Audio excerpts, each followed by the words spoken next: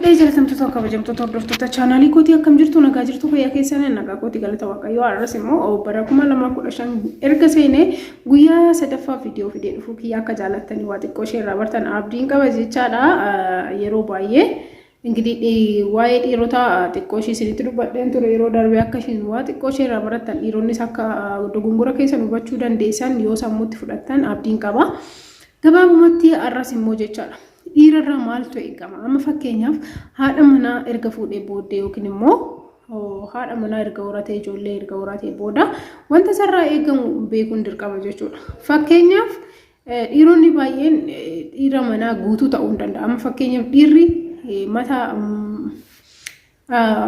manaatii jedhamee yaadama jechuudha. Mataa yebeet raas jedhama dire afaan Amaariffaatiin yebeet raas mataa manaa yookiin immoo manni tokko mataan qabu taanaan duwwaa ta'a. Mitire gubbaarra nuugaa olaaltan xaaraan hin jiru taanaan homaa wanti isin argitan hin jiru samaayii argitan jechuudha. So maalidha?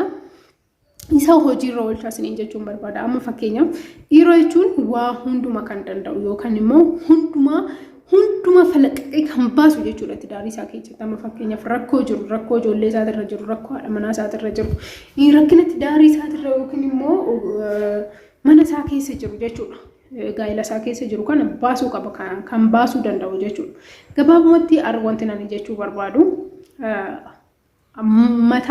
mataa manaati jechuun hiikkan isaa maadha.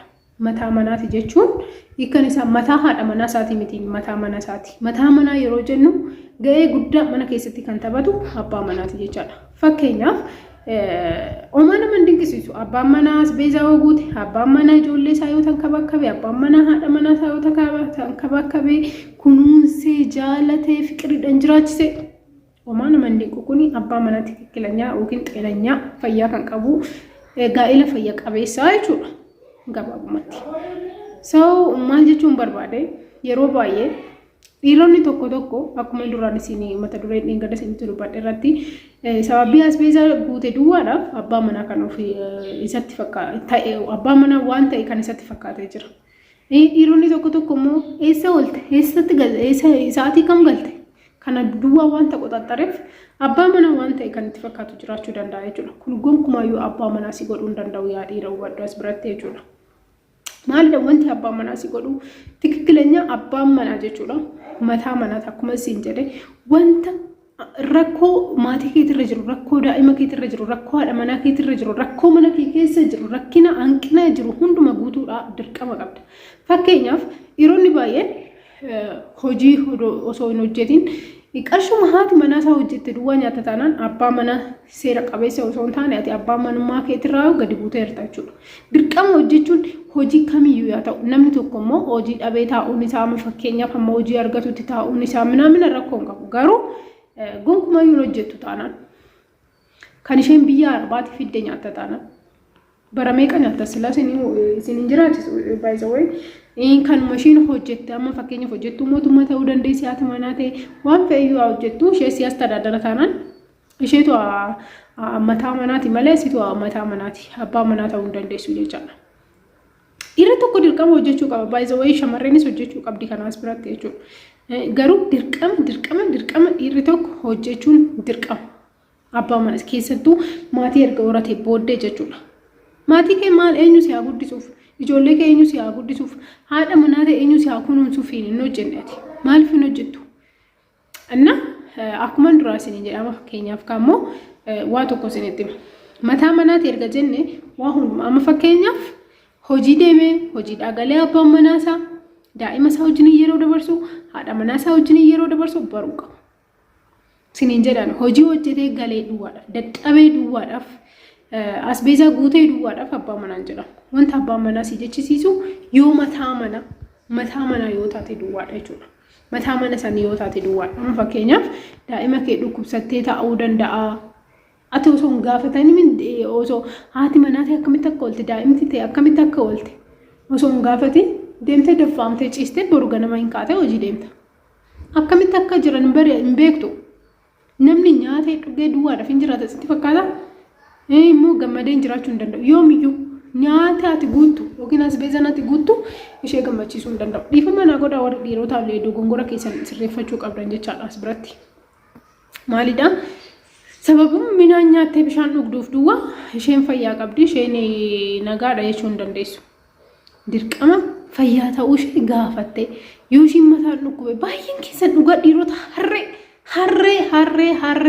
harree maal fiddii yookaan sila maal gooti kana jettee sila nan hiiktu jettanii fakka yaadan jiraachuu dandeessan siniiktu baay'ee siif teechisaa jirti baay'ee itti fiidhan immoo si deebisuu dandeessee jechaadha itti fiidhan an fakkeenyaaf haati manaa ta'e dhukkubsachaa bulte taanaan halkan tokko osuma dhageechuu akka nama hirribni qabee taate dhukkuba shiisanii addaan hin qoddattu taanaan ishee wajjin siif qopheessi siif teechi bar si dhukkubuun oolu gaafa tokko gaafa si dhukkube garuu nama zor jedhee si ilaalu ati mataa manaati siin jedheera dhiirri ati mataa manaa erga taate maal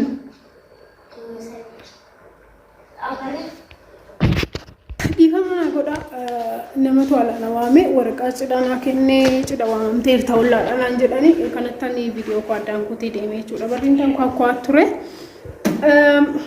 eegaa wantan irratti dhaabee yaadachuu baadhus gabaabumatti wanti ani haasaa jiru waa'ee gaa'elaati jechuudha gaa'elaa abbaan manaa sababii asbeezaa guutee duwwaadhaaf immoo sababii hojjetee galu duwwaadhaaf abbaa manaa ta'e kan itti fakkaatu jiraachuu danda'a manumatti galanii too waan ba'aniif duwwaadhaaf abbaa manaa waan ta'e kan isatti fakkaatu jiraachuu danda'a jechuudha gabaabumatti wanti nan isin jechuu barbaadu yeroo hundumaa abbaan manaa dhiironni jechuudha tukritii godha dhugaa isin jedha hubadhaa haati manaa teessan akkamitti akka oolte haati manaa teessan baay'ee daa'ima wajjin yeroo baay'ee ulfaata keessattuu jechuudha warra haati manaa teessan daa'ima qaban daa'ima tokko guddisuu jechuun akkamitti akka ulfaatu dhiironni isin ala ooltanii shamarreedha nyaata isaa kennaa uffata isaa irraa jijjiiraa balleessaa akka badii akka inni hin balleessine rakkoo garaagaraati irraa ibsaan akka isaan qabne adagaan garaagaraa akka isaan hin xumnetti eegaa kan ol balaa garaagaraati irraa eegaa kan ol isheedha isin ganama hin baatan galgala hin galtan akkuma duratti siin jedhe dhimma mana keessatti akkamitti akka isheen ooltu sababni isheen hojii hin deemne duwwaadha hojii waan hin qabne kan isinitti fakkaatu jiraachuu dandeessan jechuudha so wanti nan isin jechuu barbaadu haadha manaa teessa kunuunsa mataa manaa ta'aa jiraadha mataa manaa yeroo isin jedhu waan hundumaa mana keessan keessatti wanta ta'aa jiru hunduma kunuunsa daa'ima keessan gaafadha ilaalaa fuula isaanii irratti beekuu qabdan amala isaanii